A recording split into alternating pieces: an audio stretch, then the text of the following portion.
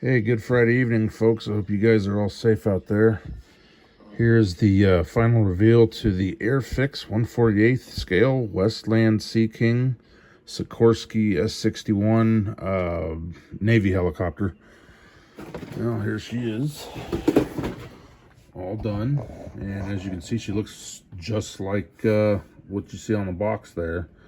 I did as I stated in the last video, I did the Royal Navy version. I painted mine in a Rust-Oleum, what is it called? Matte Evening Navy. Yeah, matte Evening Navy. There we go.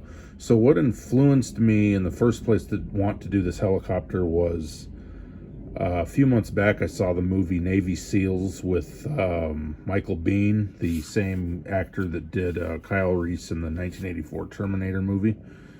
And, I always wanted to see it, so I saw it, and I was really loving the helicopters that I saw in that movie. And it was one of these. It was one of these Sikorsky S-61s.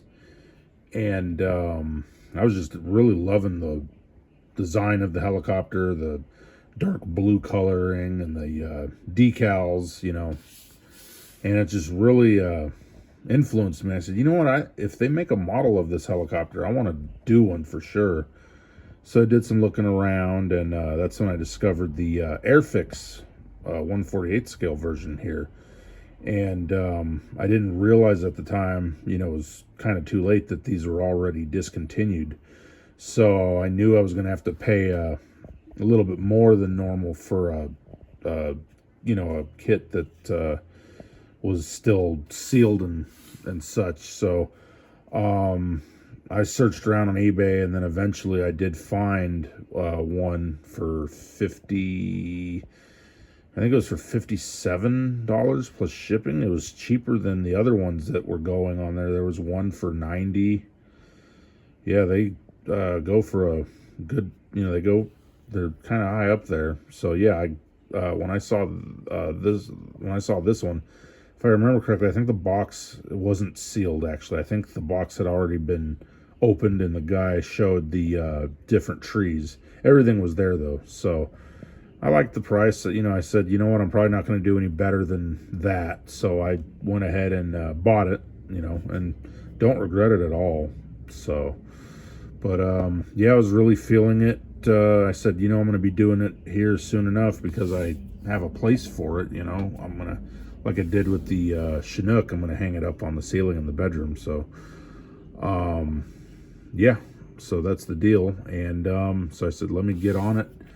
I figured I would do it right after I did the Kenworth Alaskan Hauler. I said, you know what, let's do the Royal Navy helicopter next. And I had fun with it. As you can tell, it came out pretty good. The coloring laid on very nicely. So, yeah, I'm not at all complaining.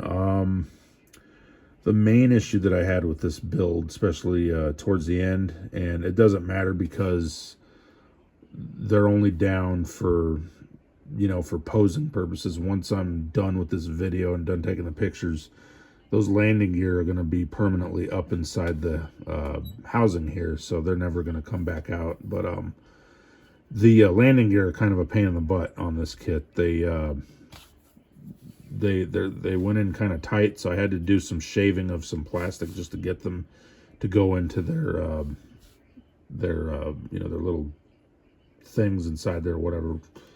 But one of them's looser than the other, so that's also why I got the turntable thing, my other turntable thing, out, and just decided it would be better for me to just put it on there. I should just bring it back anyway. It's better to show these off. So, but yeah, you can see the detail there and how the tail went on. That open section right there where the tail rotor drive shaft is, I just decided to leave that open because I drilled a hole in it. That's where one of my strings are going to go for when I tie this to the ceiling. So, but anyway, you can see the danger decals that I added. Here's the rear of the helicopter there. She looks really good. I'm happy with how the rotors came out mostly. There's the left side of the tail, and you can see the other danger sign there. So yeah, the tail rotor looks good. And so what happened to this decal here was I was using masking tape to help hold the fuselage shafts together. That's another thing I want to bring up, speaking of the subject. This is typical of a lot of helicopter and aircraft kits, and once you get the interior in and you get the fuselage halves together, they're a tight fit. You really gotta hold them tight. You gotta use a lot of clamping force, and you really gotta make sure that you gotta hold it for a while, make sure that glue conforms. Because like I say, they are definitely a tight fit. What does help is when you drop these exterior sections that go over the drive line for the tail rotor. That does help mend everything together. So I will say that about this. Yeah, anyway, but anyway, what happened to the decal was I was using masking tape to help conform the fuselage together, so the glue could conform. Well, anyway, and keep in mind I did use mark fit over these decals, and I used quite a few coats too, but I guess that didn't matter because the masking tape, it's my fault. I should have made sure that the masking tape didn't go over any of these decals, but yeah, that's what ended up happening. When I was removing the tape, it took some of it away. Fortunately, that's the only decal that suffered that, so all the other ones are in good shape. But anyway, I was going to say is there's all your other good decals, and there's your radar right there. I guess that would be a radar. So, but yeah, you can see your glass, and you can see your engines here. There's your exhaust outlets. I did go ahead and paint the inside of those exhaust outlets a flat black to give it that soot look. So, yeah.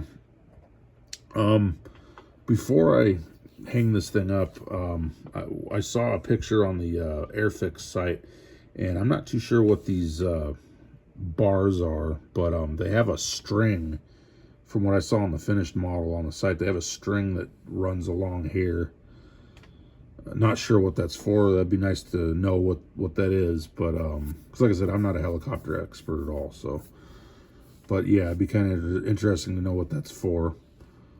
But yeah, there's your rear landing gear right there. It's I gotta kind of clean it up a little bit. It looks kind of crappy because of scraping from me inserting the wheel into the actual gear itself, the landing gear itself. Yeah, the rotors look pretty good. The decals are, for the most part, not a problem. One of my decals that go on the underside of one of the rotors, for some reason, and I had it there, decided it was going to disappear. Excuse me. Oh, man, dust. Anyway, yeah, one of them decided to disappear on me, and I tried looking for it. I failed. I don't know where it went, and I just said to heck with it. It's on the underside. No one's really going to see it. So, yeah, that's 1 out of 5 that it doesn't have. There's the front. There's the front there. You can see the pilot and co-pilot seats through the windshield, and you can see that for the most part that that blue that I used to do the frameage. Ooh, goodness, the blue that I used to do the framing around the glass. You can see for the most part, you can't tell too much that it's a little lighter than the navy. I mean, you can definitely see the difference, but it'll do, and it looks good. I'm happy with it. So there's your turbine engines there. There's the inlets there, yeah. Yep, and there's your pitot tubes on each side, and yeah, there's your side door that opens right there, and yeah, all the good detail there. Again, it would have been nice if I knew the individual names of certain parts. That's bummer, but like I don't know what this tube thing is. I'm guessing it's some kind of exterior measuring thing. I don't know. I really would like to. It would have been nice to know what that is. But it's there, whatever the heck it is. Yeah, so she came out beautifully. Now, the instructions confused me. So right here above the side door, there's supposed to be an overhead winch, which I did paint and everything and put together. However, the instructions were not very good, and it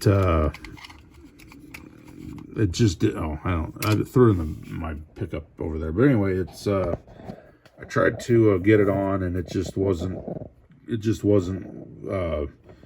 fitting right, and I was gonna break the support arms off, but the super glue was cured, and I didn't want to break anything, and I said to heck with it. It's just not going to have the overhead winch. Maybe I'll give it another shot before I finally hang it up, but as you can see right now, I don't have it on there, so it is minus the winch, which kind of sucks because that's a nice feature. But yeah, so that's the deal. But like I said, the biggest thing is the for anyone who wants to build this and wants to know more, again, mine, the fuselage halves, you really had to clamp them tightly just to get it to conform, hold together. And then of course, like I said, the front landing gears are kind of a pain in the butt when you want to pose this thing in the landed position. So, but like I said, mine will be hanging up, as if it's in flight. So the landing gears will be permanently inside. I'm not even going to worry about them. But at least you guys get to see what it looks like as if it's landed. So that's important. You know what I mean? So, and you guys, of course, will get to see the pictures too. So yeah, that pretty much does it. That's the Airfix 1/48 scale Sikorsky S-61 Westland Sea King, all completed and ready for flight, really. So I hope you guys enjoyed seeing the final reveal of this big helicopter kit, and who knows, maybe it'll influence you guys to want to build one or whatever. I mean, I'm sure some of you guys watching have built several of these, So, yeah, I'm definitely a helicopter fan. I've always loved helicopters ever since I was a kid. I just always thought they were awesome machines, outside of big trucks and equipment. So, yeah. But no, I've always wanted to build models of helicopters. I think they're definitely enjoyable. I do enjoy building them. So, Revell makes a 1/48 scale version of the same helicopter, except the U.S. Navy version, and I don't know, I may in the future do it. I had fun building this one, so I'm pretty sure I would have fun building that one too. Yeah, I saw one on eBay, actually. It was the Revell Germany version. And then of course, another helicopter I'd like to build in the future is a Coast Guard helicopter. I like Coast Guard helicopters, so I've got to kind of look and see which one exactly I want to do. So yeah, that's in the future, of course. So this ain't my last helicopter build, for sure. Definitely not. There'll definitely be more in the future. So yeah, I'm glad. I hope you guys enjoy this. Before I go, let me show you guys the. I'll be right back and go ahead and pull up the paints.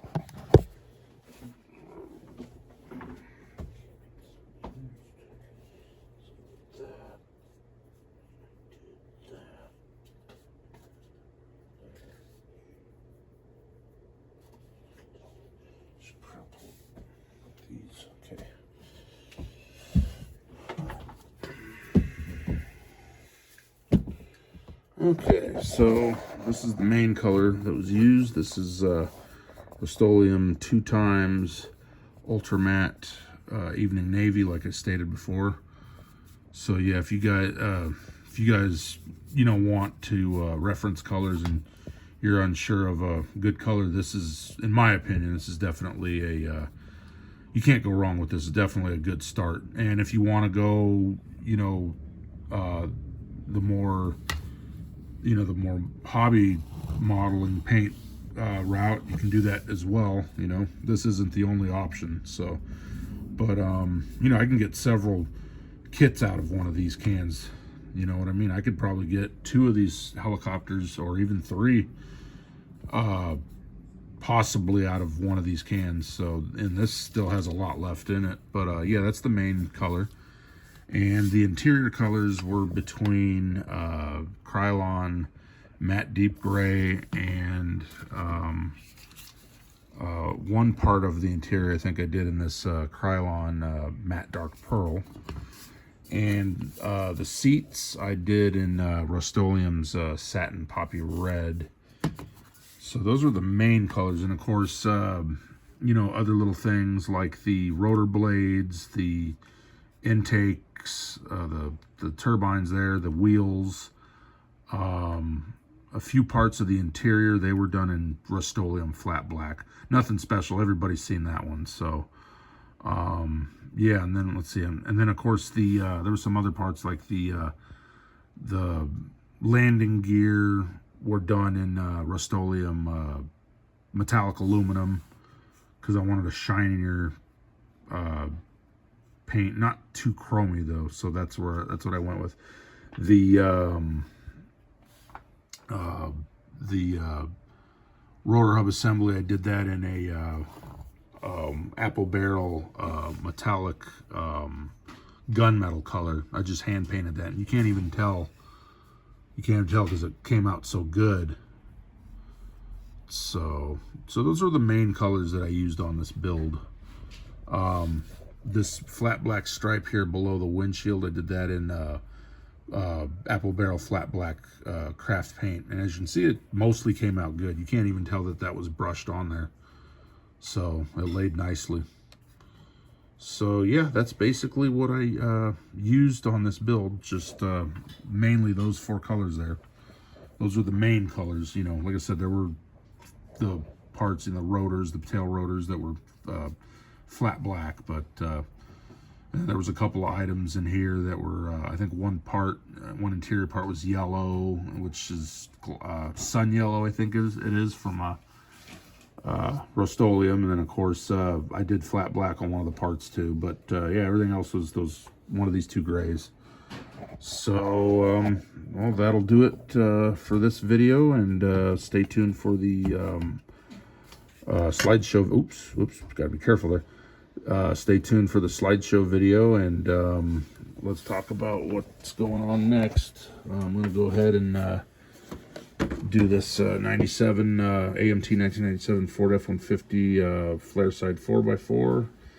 It's going to be in Ford's what is it, duplicolor Ford dark metallic blue with a gray interior. That's what I decided I'm going to do with this. So stay tuned to that one, and you guys have a safe weekend, and we'll talk to you soon.